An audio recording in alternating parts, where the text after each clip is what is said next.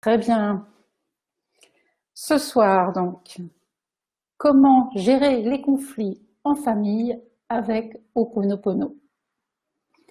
Je suis Nathalie Lambois, auteure et formatrice en développement personnel, spécialisée sur la méthode hawaïenne de guérison Ho'oponopono, que j'ai plaisir à partager dans mes livres, nombreux livres que j'ai publiés, et aussi maintenant dans ces vidéos en direct.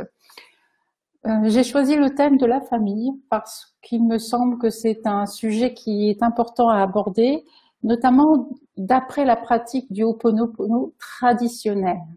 J'aimerais vous ramener quelques millénaires en arrière, même si cela se pratique encore à Hawaï de nos jours. Et il faut savoir que cette méthode qui est Ho'oponopono et que l'on pratique en individuel aujourd'hui était à l'origine une méthode communautaire. Quand des personnes n'arrivaient pas à sortir d'un conflit, à ce moment-là, on organisait un rituel qui permettait à chacun d'exprimer son ressenti vis-à-vis du problème, de façon à ce que tous les membres de la communauté puissent prendre conscience de la problématique et puissent aussi exprimer leur vision du conflit. De cette manière, il devenait plus facile de comprendre les points de vue de chacun et en allant dans ces explications, on épluchait le problème comme on épluche un oignon pour aller véritablement à la source du problème, véritablement savoir ce qui avait généré le conflit. L'autre chose, c'est que ce conflit qui jaillissait entre deux individus dans une tribu, dans une communauté, dans une famille, montrait qu'il y avait un problème plus important qui touchait tout le monde de toute façon. La responsabilité de chacun était évidente puisque le problème avait surgi dans cette communauté, dans cette famille, au travers d'un ou deux individus, voire même plusieurs. Cela ne signifiait pas que ce problème était spécifique aux personnes mises en cause, mais à toute la communauté, à toute la famille qui l'environnait. Je tiens particulièrement à cette notion de responsabilité qui fait partie du Ho'oponopono tel que on le connaît aujourd'hui. Cette responsabilité à 100%, c'est-à-dire que l'on est responsable de ce que l'on va faire d'une situation qui nous arrive dans notre vie.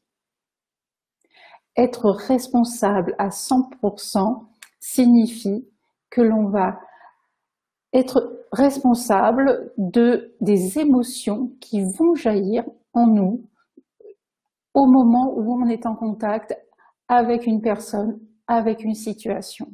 Nous sommes responsables de ce que nous vivons. Je ne dis pas qu'on est responsable de la situation, c'est plus responsable de ce qu'elle génère en vous. Elle est là notre responsabilité. Et au sein d'une famille, d'une communauté, il est important justement d'avoir cette conscience que si un individu ou plusieurs personnes sont régulièrement en conflit, c'est que tout le monde est concerné. J'aime beaucoup la phrase que nous disait Guy Corneau. Dans un couple, chacun est responsable à 100%. Je dirais que moi, dans une famille, chacun est responsable à 100%. Bien sûr, dans une famille, il y a des enfants, et là, on passe dans un autre domaine. La responsabilité, elle est pour les adultes. La responsabilité entière de ce qui arrive dans une famille est pour les adultes. Les enfants sont responsables de leur petite vie, de ce qui se passe en eux, mais ils n'ont pas encore le mode d'emploi pour justement utiliser ces émotions et pouvoir s'en dépêtrer quand ils sont face à des conflits. C'est à nous, adultes, de pouvoir les aider. Avant d'aller plus loin, j'aimerais vous rappeler les mémoires, ce qu'elles sont, d'où elles viennent, et justement, pour mieux les comprendre, vous allez ensuite mieux comprendre ce qui se passe, ce qui arrive dans une famille, ce qui génère des conflits. Les mémoires, ce sont ces phrases ces attitudes que vous avez intégrées enfant de la part des adultes qui vous entouraient, que ce soit vos parents, vos grands-oncles, vos cousins, les personnes qui vous ont élevé vous ont délivré des croyances, des choses qu'elles avaient apprises de par leur expérience ou qu'elles tenaient aussi, elles, de leurs parents. Et ces phrases, ces attitudes peuvent avoir différentes formes. Il y a ces fameuses phrases que l'on entendait qui disaient « il faut travailler dur pour réussir dans la vie, tu sais », ou « il faut souffrir pour être belle », ou encore « l'argent ne fait pas le bonheur ». Bref, vous avez entendu des petites choses où vous avez vu vos parents, les grands-parents, réagir d'une certaine façon face à un même type d'événement. Et cette attitude, à force de répétition, vous l'avez intégrée en vous. Vous en avez fait une de vos valeurs. Et ces valeurs sont donc, que vous avez acceptées, sont issues de la mémoire familiale, collective aussi, parce que quand on est enfant, on reçoit autant des informations de la part de nos professeurs et aujourd'hui de la télévision, des médias. Donc tout ceci, on va nous l'intégrer en tant qu'enfant et en faire nos valeurs. Seulement, et ça aussi je tiens à ce que ce soit assez clair, l'enfant ne va pas prendre toutes les mémoires, toutes les valeurs que les parents vont lui donner. Et il va choisir, on va dire, en fonction de sa personnalité. Il va prendre ce qui correspond, ce qui résonne à la personnalité qui est déjà dans cet enfant. C'est James Hillman, un psychologue, qui a révélé justement que contrairement à la croyance habituelle qui disait qu'un enfant, un fœtus, était arrivé au monde complètement vierge et que c'était ensuite les adultes qui lui donnaient ses mémoires, ses valeurs, d'expérience, il a pu voir dans son cabinet que ça n'était pas exact, que dans une même fratrie, c'est-à-dire entre des frères et des sœurs, il pouvait y avoir des mémoires différentes pour ces enfants, pour chacun des enfants, alors qu'ils avaient été élevés par les mêmes parents. C'était une révélation très intéressante parce que là, on ne parlait plus d'un enfant qui arrivait vierge, mais d'un enfant qui arrivait avec son génus, comme le dit James Hillman, qui arrive avec sa personnalité. Et donc, chaque enfant va prendre les mémoires qui lui correspondent. Vous-même, vous avez certainement des mémoires, vous vous souvenez peut-être de ce que vous disaient vos parents au sujet de l'argent, du travail, de la façon d'être avec les autres, est-ce qu'il fallait s'en méfier, est-ce qu'il fallait les accueillir, bref, toutes ces petites choses, vous en avez pris certaines, et si avec vous on grandit des frères et des sœurs, vous avez dû vous rendre compte que ceux-ci n'avaient pas pris les mêmes choses que vous. La meilleure façon de contrôler si effectivement vos frères et sœurs ont gardé les mêmes informations que vous ou pas du tout, c'est simplement de se remémorer un événement. Vous vous rappelez un événement familial, un repas de famille, et qui s'est déroulé il y a 10 ans, 20 ans, ou quand vous étiez très petit, et vous en parlez à ce moment-là avec vos frères et sœurs, et vous allez écouter leur vision de l'événement. Ils ne vont pas avoir retenu les mêmes faits, ni les mêmes paroles. Certains vont se dire « mais j'ai complètement oublié ce qui s'est passé ce jour-là ». D'autres vont très bien se souvenir de la dispute qu'il y a eu entre un oncle et un cousin. Peut-être qu'il y en a un autre qui va se dire « oui, moi je me souviens que j'étais dans un coin et personne ne s'occupait de moi et j'ai préféré rester dans mon coin pour que ça continue ». Bref, chacun va voir les choses avec sa propre vision et en tant qu'enfant, on va mettre déjà des filtres sur ce que l'on voit, sur l'événement, par rapport aux valeurs que l'on a intégrées ou pas. J'espère que vous me suivez jusqu'à présent. Oui, j'entends chouette. Oui, le son est toujours bon. Merci de me rappeler si ça passe bien. N'hésitez pas à me dire si oui ou non vous m'entendez correctement. Je vois un bonjour de l'Algérie, bonjour. Bonjour de Genève, merci, c'est super. De Bourges aussi, ravi. Est-ce que vous m'entendez toujours?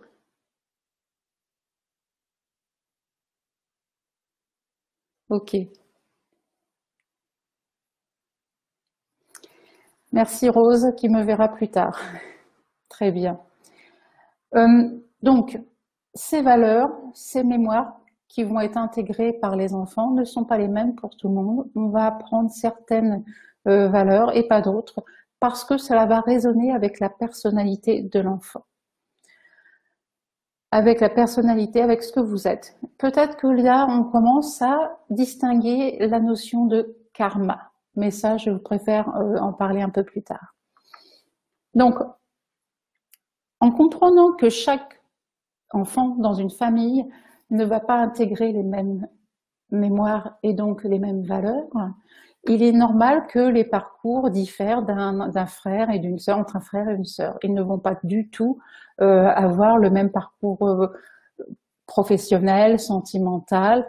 Même s'il y a des similitudes, les choses vont varier à un moment donné.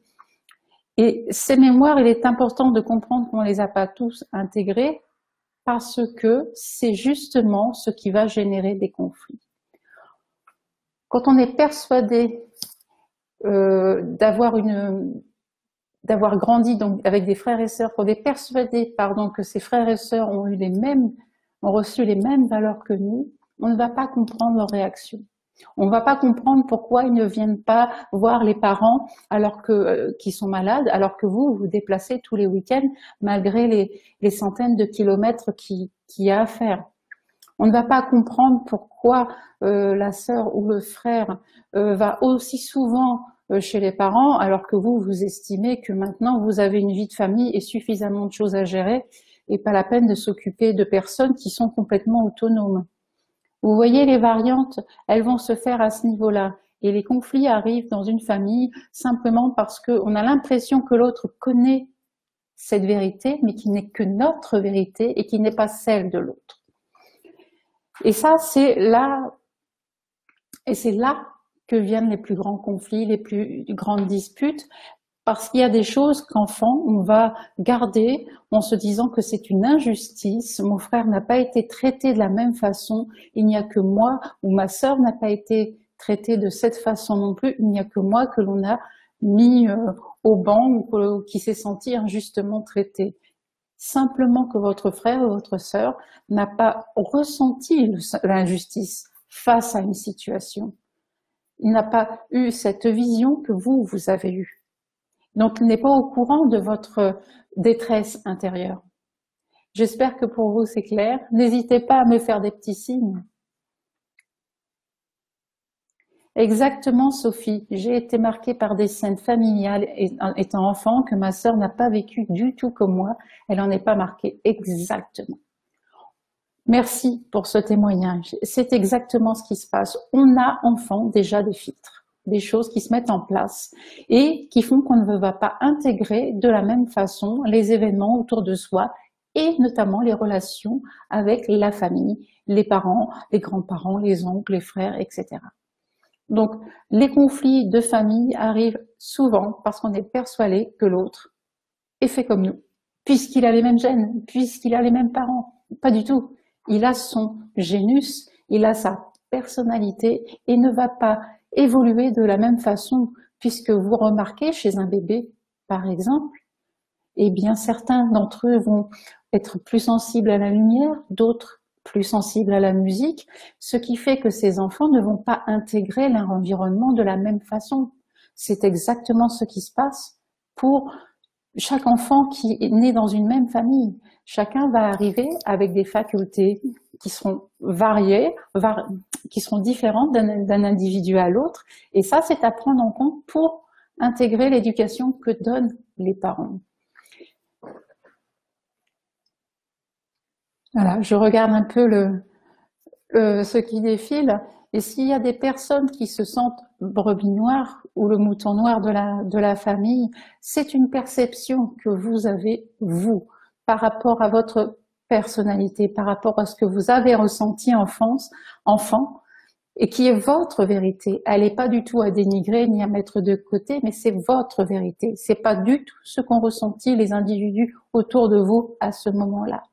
C'est pour ça que l'on dit qu'il est difficile d'être parent. Parce qu'on se dit toujours, mais je ne vais pas faire à mes enfants ce qu'on m'a fait à moi. Mais vos enfants ont déjà leur propre personnalité, qui ne sera pas la vôtre. Aujourd'hui, ma fille a plus de 30 ans, et lorsque je l'interroge sur des événements qui, pour moi, m'ont semblé extrêmement marquants pour elle, elle n'en a pas du tout le même souvenir, mais pas du tout. Ce qui fait que je me rends compte que je me suis torturée pour rien, puisque pour elle, ça n'a pas eu une signification importante, alors que pour moi, je me suis dit, si ça se trouve, ça va la marquer, et ça va être très difficile pour elle de le digérer. Et la même chose, par contre, pour elle, il y a eu des moments très difficiles qui, pour moi, m'ont semblé complètement anodins. Alors qu'elle, elle en a gardé un souvenir différent. C'est important de respecter cette vision. Elle nous permet de comprendre ce qui se passe chez chacun et de ne plus être dans le jugement. C'est extrêmement épuisant de juger, de condamner l'autre parce qu'il n'a pas fait comme vous. Et les conflits viennent non pas dans... Ils viennent simplement, les disputes, ces frictions arrivent simplement parce qu'on veut convaincre l'autre que l'on a raison. C'est notre vérité. Effectivement, dans notre univers, pour nous-mêmes, c'est bien notre vérité, c'est bien de ça dont il s'agit, mais ce n'est pas sa vérité. Donc, tant qu'on cherche à convaincre l'autre que c'est lui qui nous a fait mal, que sa phrase nous a blessés, que son geste nous a fait du tort, et que c'est de sa faute, évidemment que l'autre ne va pas du tout l'entendre de cette façon, parce que lui, il a agi, il a parlé avec ses propres convictions, avec ses propres vérités, et certainement pas pour vous faire mal. On dit souvent que l'enfer, le paradis est pas je vais m'inverser les mots, je sens. L'enfer est pavé de bonnes intentions. Voilà, ça y est, c'est venu. L'enfer est pavé de bonnes intentions. On met beaucoup d'amour envers nos proches, mais cet amour-là, en fait, au bout d'un moment, c'est peut-être plus du contrôle. Et comme tu le dis Nathalie qui me dit jugement ou attente. Il y a beaucoup d'attentes. Effectivement, c'est tout à fait ça. Donc, on a des attentes par rapport à nos proches. On a l'attente de les voir réagir d'une certaine façon. Tout de même, je lui ai fait un cadeau. Je lui téléphone toutes les semaines. Je lui fais tout un tas de choses et je n'ai rien en retour.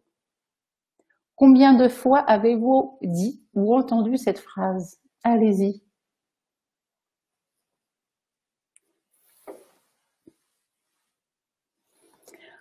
On a régulièrement des attentes et quand on fait une action envers ses proches en se disant ainsi ils vont se comporter d'une certaine façon et que cela n'arrive pas, explosion, conflit, dispute, des fois le silence, les non-dits.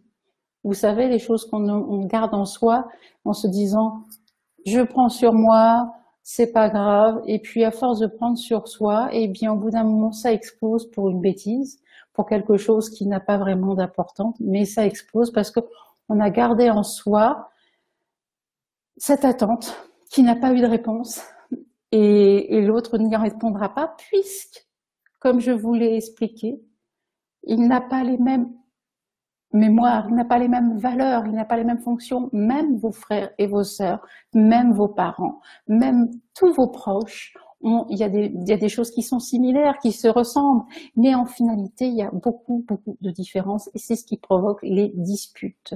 À moins d'être frères jumeaux ou sœurs jumelles, où, paraît-il, il y a une entente qui est là et une limite télépathique, il y a beaucoup de... Ces jumeaux, ces jumelles, donc, communiquent de façon intuitive, communiquent de façon beaucoup plus fine, et eux, effectivement, n'ont pas besoin d'expliquer.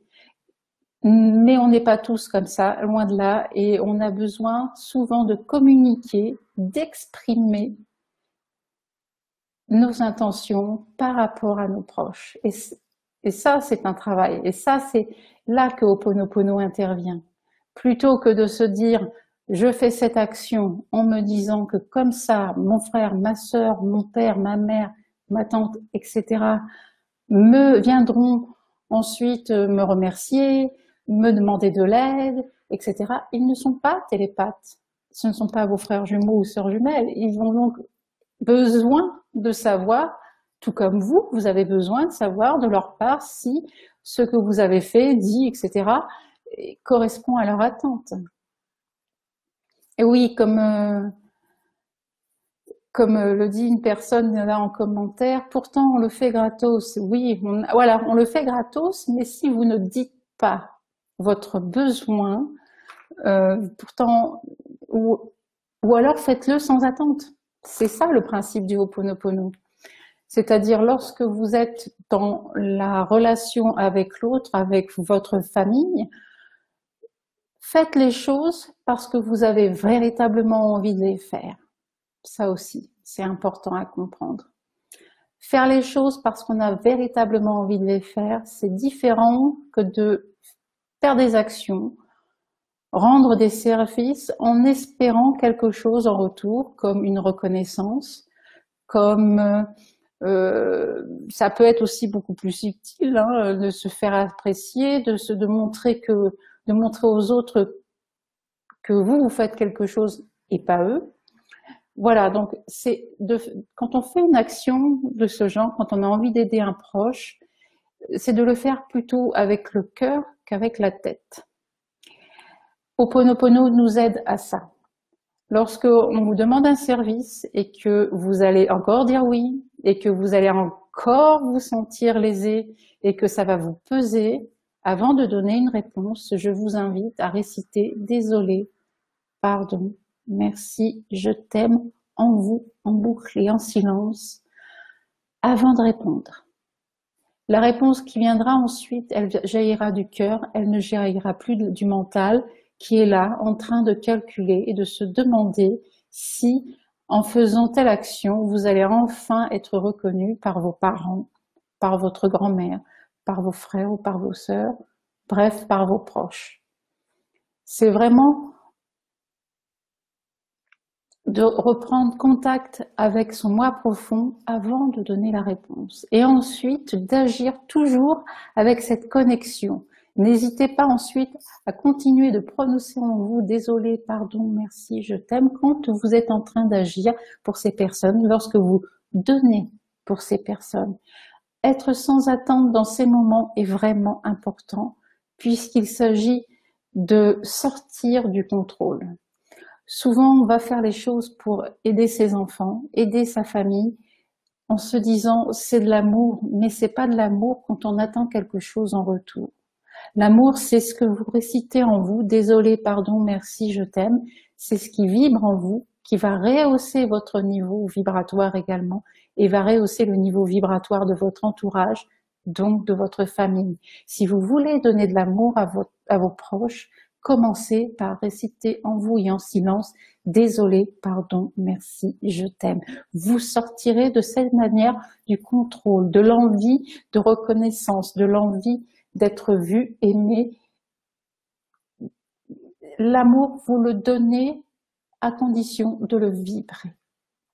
Les actions qui en découleront seront ensuite beaucoup plus saines, beaucoup plus claires. Et remarquez aussi, comme il y a des personnes, si vous continuez de faire des actions envers elles sans avoir de retour, alors que la personne souhaite vous payer, souhaite vous faire des cadeaux, et vous dites non, non, non, c'est pas pour ça. Non, non, je refuse ton cadeau. Ne refusez plus ce cadeau. C'est là, parce que peut-être que vous attendez de cette personne autre chose, mais si vous lui avez pas demandé, c'est dommage de ne pas être assez clair. Et donc effectivement, ce cadeau va vous permettre de continuer le lien avec cette personne de façon beaucoup plus saine, beaucoup plus agréable. N'empêchez pas l'énergie de continuer de circuler à travers vous l'énergie de gratitude de cette personne, même si ça prend une forme qui vous semble un petit peu choquante ou pas du tout en cohérence avec ce que vous attendiez. C'est un cadeau, c'est tout. C'est une façon d'envoyer de la gratitude. Je vois une question où on me dit, avant de répondre alors, concernant le « désolé, pardon, merci, je t'aime ». Effectivement, récitez avant toute réponse envers vos proches, désolé, pardon, merci, je t'aime en boucle à l'intérieur de vous, et ensuite écoutez ce qui sort. Et ce sera un oui ou ce sera un non, mais ce sera quelque chose de beaucoup plus qui vient vraiment en connexion avec ce que j'appelle l'amour avec un grand A, l'amour inconditionnel, et non pas du mental. Une réponse qui vient du cœur et non de la tête. Tel est le piège que l'on a régulièrement lorsque l'on est en famille, lorsque l'on se retrouve ensemble. On a cette tentation de vouloir avoir la reconnaissance de l'autre, le regard de l'autre, alors qu'en fait, cette reconnaissance-là, vous ne pouvez pas la demander. La reconnaissance, elle vient d'abord de vous. Tant que vous ne reconnaissez pas que vous existez, que vous êtes bien tel que vous êtes, et comme le dit Louise, et je m'aime et je m'accepte tel que je suis, c'est à vous de le faire. C'est à vous de le mettre en place pour qu'ensuite cela rayonne autour de vous. Traitez-vous de la façon dont vous aimeriez que l'on vous traite. Si je peux résumer les relations avec les autres, que ce soit en famille, au travail, à l'extérieur, avec les amis, traitez-vous avec amour si vous souhaitez de l'amour de la part de vos proches. Ce que vous allez vibrer va être très différent. Si vous vous traitez avec, vous exigez toujours de vous, toujours plus, que vous êtes extrêmement tendu, toujours avec l'arête du lion là au milieu et toujours dans l'action ou alors dans la peine, effectivement que les autres vont amener cette énergie-là, ils vont avoir des actions en résonance avec ce que vous êtes, avec ce que vous vibrez. Je vais m'arrêter là pour les explications concernant la gestion des conflits en famille avec Ho'oponopono. Je vais répondre à 3 questions qui m'ont été posées, mais rien ne vous empêche dans les commentaires de poser vos questions également par rapport à ce que je viens de vous dire ou par rapport à ce que je suis en train d'évoquer dans les questions des personnes qui m'ont contacté. La première question donc, que je suis en train de lire, ça concerne une maman qui élève seule ses 3 garçons.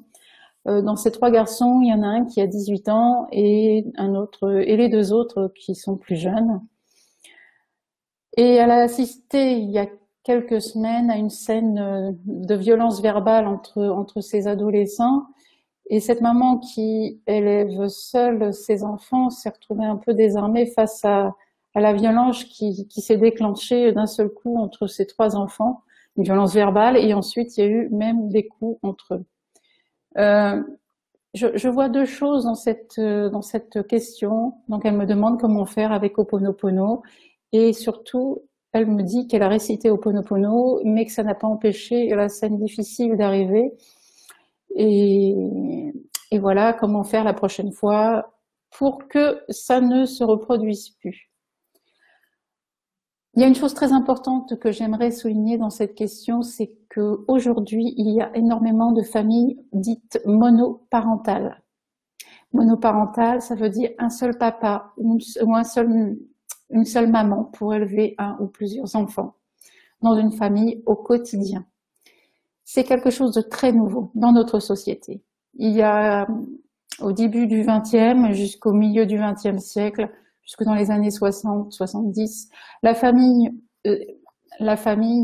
se composait des parents, des enfants, mais aussi des grands-parents, des oncles, des tantes, des cousins, qui vivaient autour ou très proches au niveau géographique de ces personnes. Les enfants qui arrivaient dans une famille à cette période étaient élevés non pas seulement par les enfants, mais régulièrement par les grands-parents, par le tonton, la tata, tous les adultes qui étaient là. Donc les parents qui allaient travailler tous les deux Elle savait que les enfants étaient pris en charge de toute façon par un membre de la famille. Au gré des décennies qui se sont écoulées, le culte de l'individu, de l'individualisme a fait fureur et jusqu'à faire exploser les familles et jusqu'à ce qu'il n'y ait plus qu'un seul parent pour élever des enfants. Et il est évident que pour une maman qui se retrouve seule avec ses enfants, elle ne peut pas jouer le rôle de tous ces adultes qu'il y avait autrefois. Excusez-moi, je vais boire.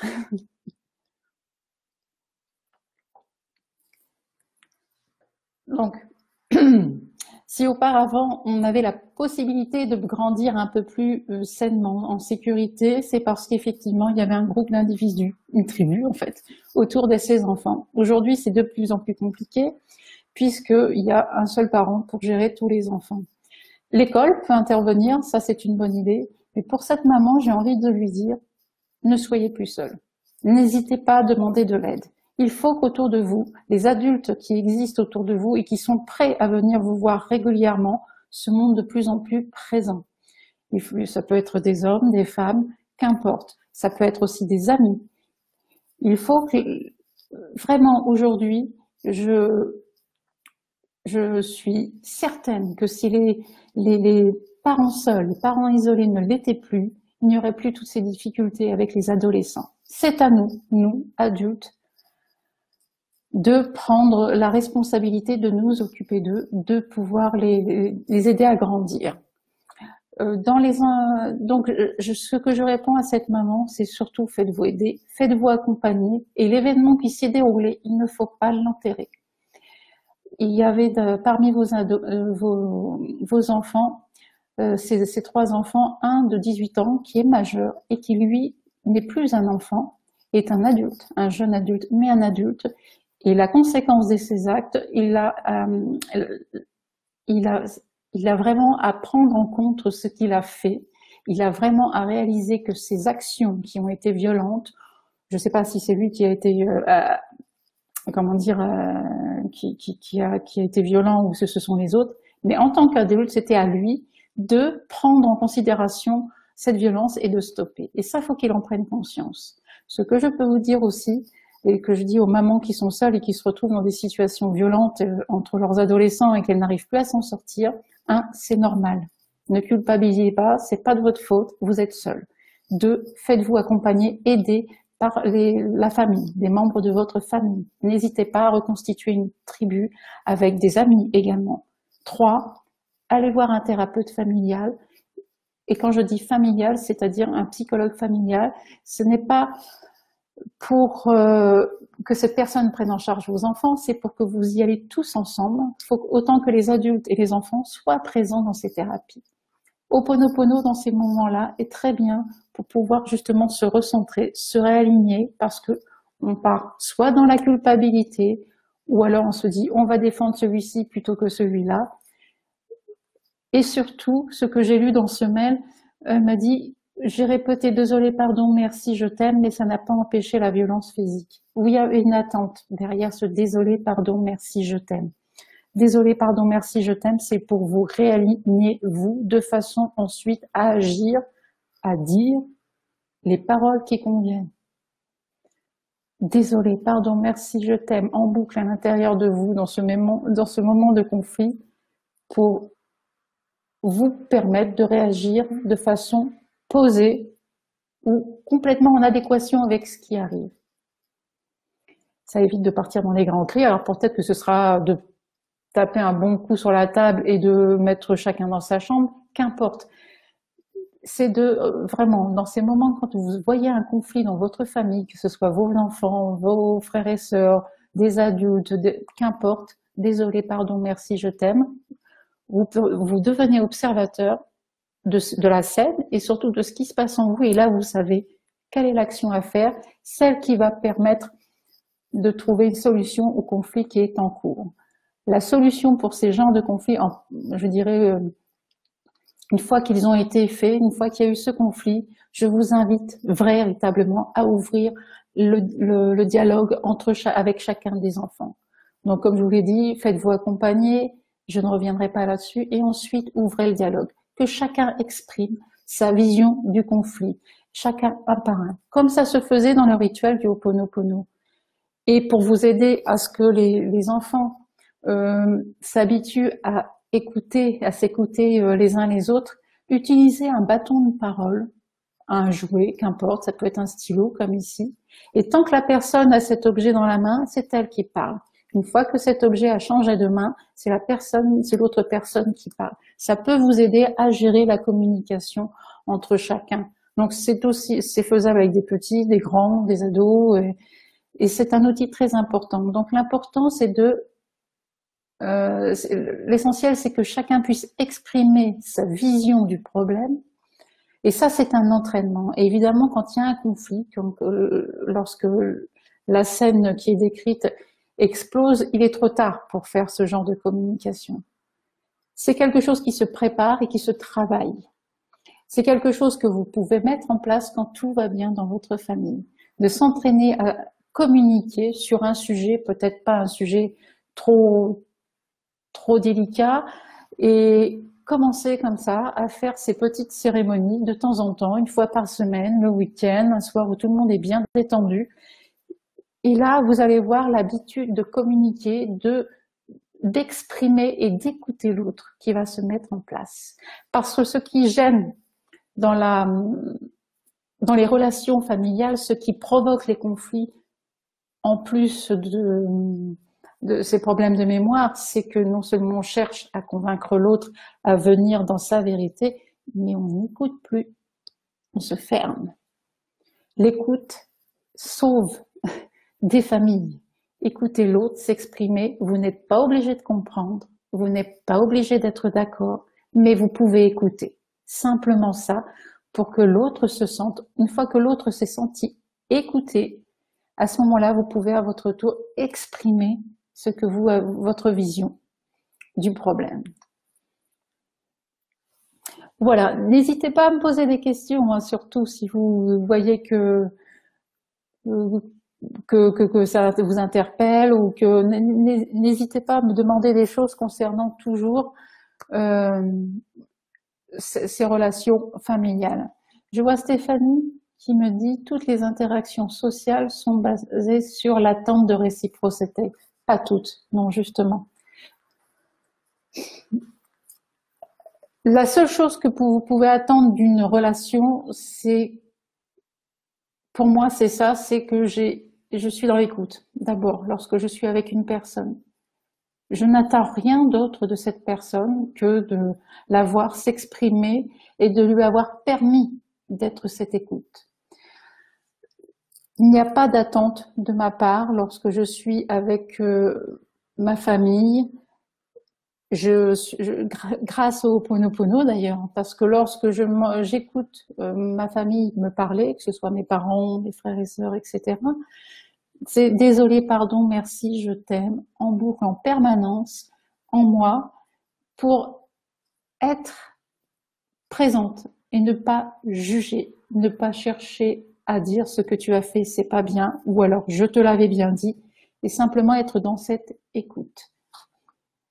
La seule attente que vous pouvez avoir, c'est d'être vous-même, d'être connecté au moment de cette relation, de cette communication avec l'autre. Est-ce que c'est clair pour vous tous qui m'écoutez? N'hésitez pas à me faire un petit coucou pour me dire si vous avez besoin d'éclaircir certains points. Alors, l'autre question que j'avais, c'était une personne qui a eu un souci par rapport à un licenciement, qui s'est retrouvée donc sans travail, et le motif de licenciement est assez difficile à dire puisque c'est, oui, inaptitude, pour inaptitude. Et effectivement, quand on a ce type de licenciement des mots aussi forts qui sont donnés pour une rupture de contrat de travail, on se retrouve facilement blessé, parce que inaptitude, ça veut dire être inapte, donc je ne suis plus capable de travailler dans cette société, et du coup on estime qu'on n'est plus capable de travailler nulle part. Ça, c'est l'ego, le mental qui travaille bien là-dessus, qui aime bien ça, s'identifier. On a dit que tu étais inapte pour cette société, donc ça veut dire que tu es inapte pour tout. C'est le mental. Donc accueillez ça, désolé, pardon, merci, je t'aime, ne serait-ce que pour intégrer que ce n'est pas vous. Vous ne correspondez plus au poste qui a dû changer, qui a dû évoluer, c'est très bien. Et elle me dit ensuite que donc ça lui pose des tas de problèmes pour pouvoir retrouver du travail, mais surtout que sa famille n'arrête pas de lui proposer des offres d'emploi, tu devrais faire ci, tu devrais faire ça, et du coup elle n'ose plus en parler parce que dans sa famille le travail est primordial. Là aussi,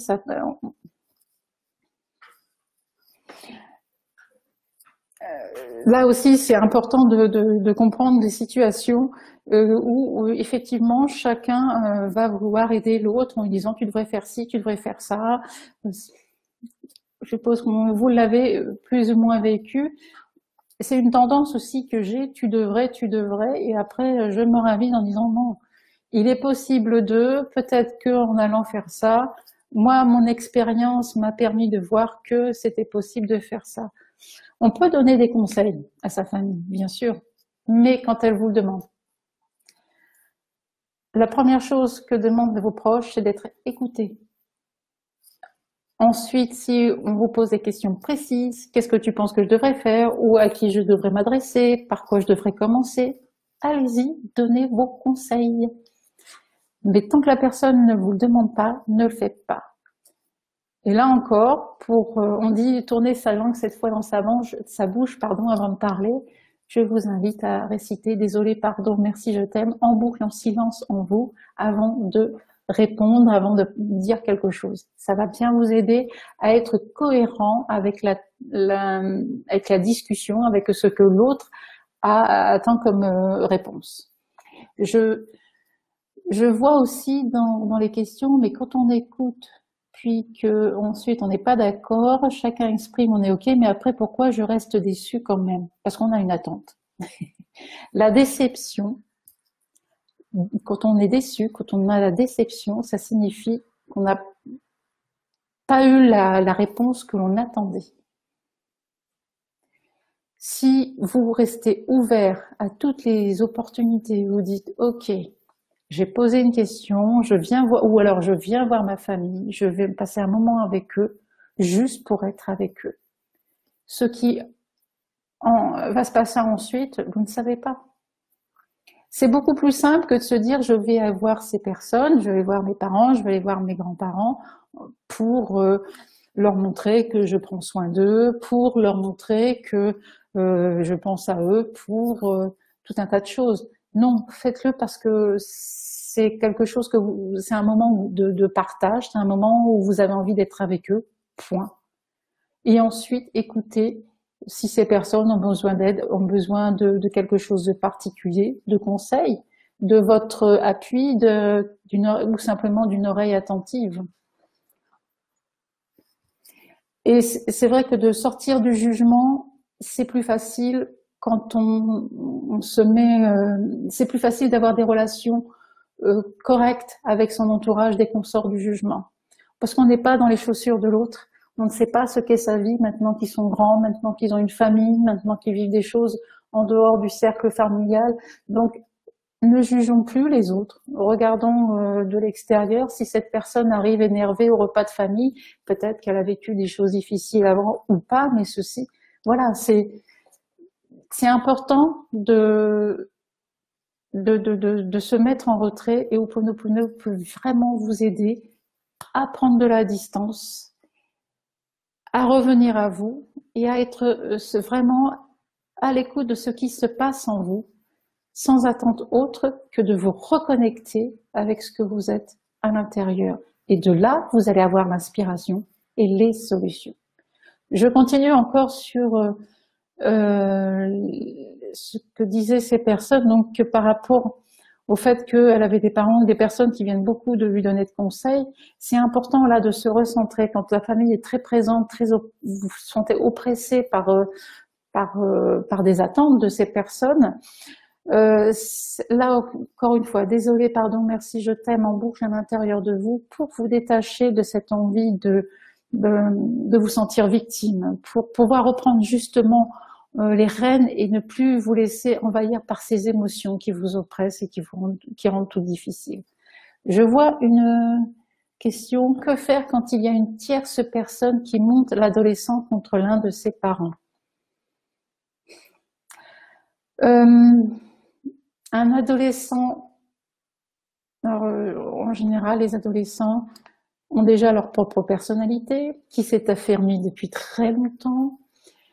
Et je dirais que si on a l'impression qu'ils sont influencés par un autre adulte, c'est qu'ils ont choisi d'être influencés.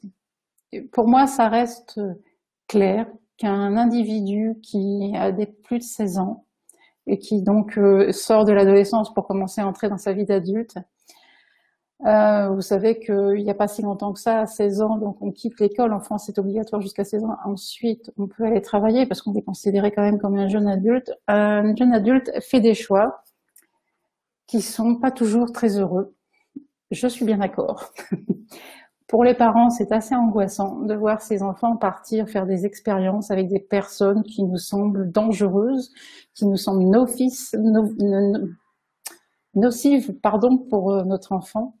Et là, c'est vraiment important de rétablir la communication avec votre enfant. D'établir ou de rétablir, tout dépend de ce que vous avez vécu auparavant.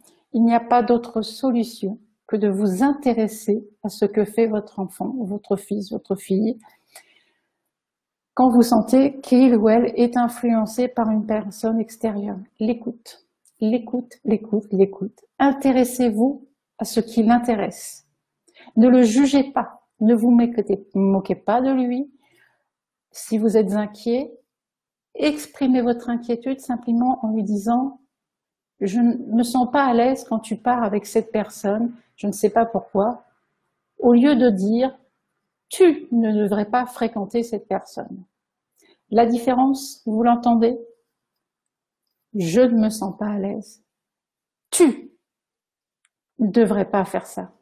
Le je remet les émotions en place. C'est vous, vous vous réalignez. Le tu, il est tueur, il accuse, il est difficile.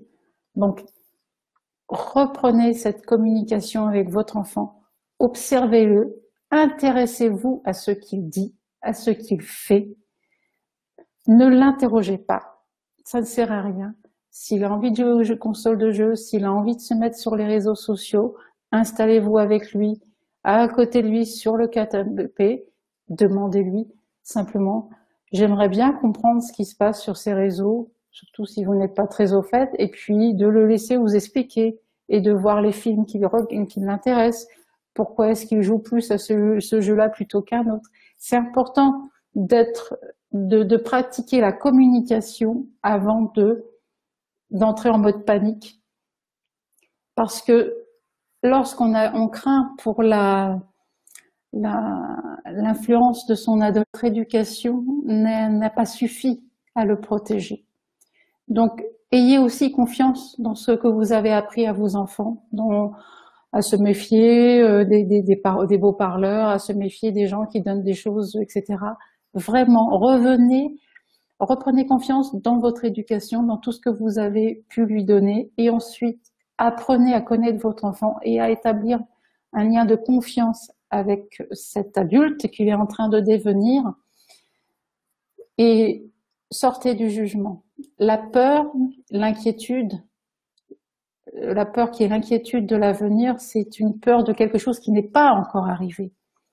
Alors si votre enfant a des mauvais résultats, si l'adolescent dont me parle Fatia a des mauvaises notes, ou que ça a une répercussion sur sa santé, etc. Effectivement, là, il faut intervenir rapidement. Mais si vous voyez que c'est simplement une attitude qui est en train de changer, communiquez avec lui, soyez ouvert, observez-le, écoutez-le. Et quand il vous parle de ses copains qui vous font peur, de ses amis, de ses fréquentations que vous n'aimez pas trop, désolé, pardon, merci, je t'aime, en boucle à l'intérieur de vous, pour vous aider à sortir du jugement.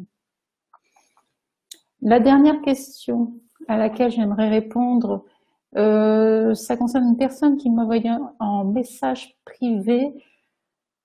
Ma question, peut-on faire la méthode pour quelqu'un d'autre? Est-ce que ça va lui apporter un changement dans sa vie, notamment pour ses enfants? On a envie de guérir l'autre avec Ho'oponopono. On a envie que son enfant se sente bien parce qu'on va envoyer désolé, pardon, merci, je t'aime.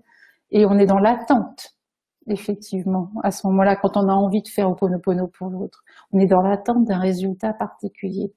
Je vous invite véritablement à ne pas faire Ho'oponopono pour que votre enfant aille mieux, mais pour comprendre, pour mieux le comprendre, pour être au plus proche de lui, et là vous allez voir des choses se passer.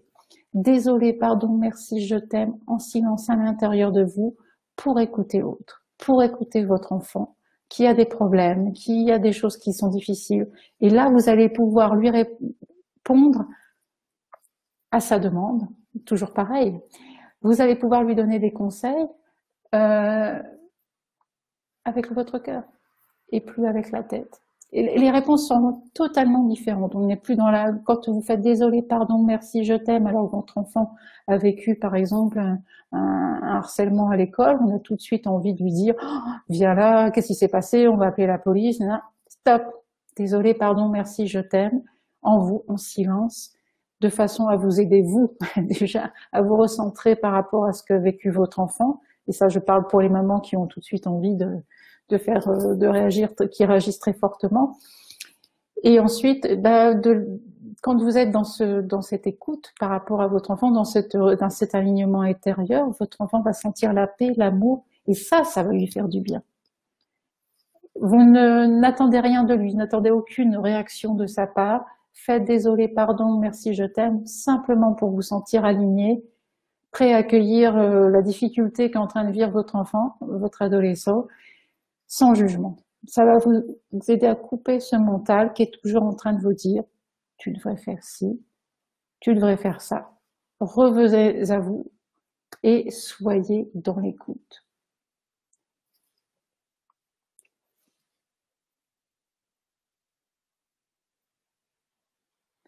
Je prends la remarque de Jean-Marc. J'ai remarqué le commentaire de Jean-Marc. Donc, j'ai remarqué que depuis que je pratique, même lorsqu'il s'agit de mes enfants, quand ils vivent une situation très délicate, je n'ai plus cette boule dans l'estomac, cet effet éponge, comme avant, où je vivais leurs soucis multipliés par 10. Est-ce normal? Je compatis, mais je ne souffre plus. Ben, c'est magnifique. C'est tout à fait normal.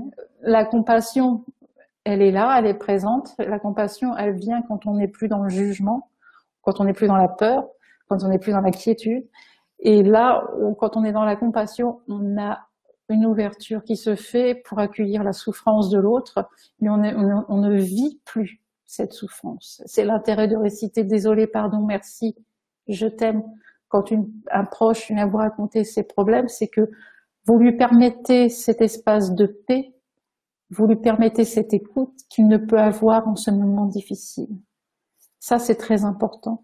Le seul cadeau que vous pouvez lui faire, c'est de vous envoyer de l'amour pour être cette paix que cette personne ne peut émettre en ce moment difficile. Et si, comme Marie-Christine, que faire quand ma belle-fille est jalouse de l'amour que me donnent mes petits-enfants? Je dirais que peut-être que cette jalousie, c'est une perception qui n'est pas tout à fait exacte. Ça serait bien de faire Ho'oponopono sur cette sensation que vous avez par rapport à ce que vous ressentez concernant la jalousie, cette envie que vous percevez par rapport à votre belle-fille. Je pense que c'est surtout un mode de communication. Votre belle-fille a été élevée par une autre famille avec des valeurs différentes et donc elle n'a pas la même vision des choses que vous. Et vous pensez que c'est de la jalousie alors que pour elle c'est peut-être tout autre chose. Il faut faire très attention à nos interprétations. On va souvent mettre chez l'autre des choses qui nous concernent. Donc là aussi, lorsque l'on est dans le jugement de jalousie, on pense que l'autre est jaloux, envieux et autres, désolé, pardon, merci, je t'aime en boucle à l'intérieur de vous. Nettoyez et regardez ce qui se passe. Simplement ça. Nettoyez et regardez, observez-vous. Vous. N'observez pas votre belle-fille, n'entendrez rien du tout. Observez ce qui se passe en vous et ce que ça déclenche. Est-ce qu'il va y avoir des petites lumières qui vont s'allumer en disant « mais au fait, peut-être que je pourrais faire ci » ou l'inviter à faire une séance ou qu'importe. Il y a des choses qui vont venir, mais pour ça, il faut être reconnecté de l'intérieur. Il faut être à l'écoute de ces solutions qui viennent du cœur, mais pour ça, il faut être relié à lui. Et tant qu'on est dans le mental en train de se dire « elle est jalouse », on ne peut pas avoir des solutions cohérentes qui vont aider la communication avec cette autre personne. Voilà, je vais m'arrêter là maintenant pour ce soir, en vous remerciant d'avoir été si nombreux et présents par vos questions et vos commentaires. Je n'hésiterai pas à refaire un autre direct sur ce sujet au niveau des relations, que ce soit avec les enfants, les parents, la famille. Il y aura certainement des choses qui vont venir pour vous et n'hésitez pas à me poser les questions ici en commentaire. J'y répondrai dans un prochain direct. Si vous ne souhaitez pas que la question soit publique, vous pouvez me l'envoyer en message privé sur la page Facebook et je reprendrai également dans un nouveau live. Merci à toutes, merci à tous de m'avoir écouté ce soir et à très bientôt.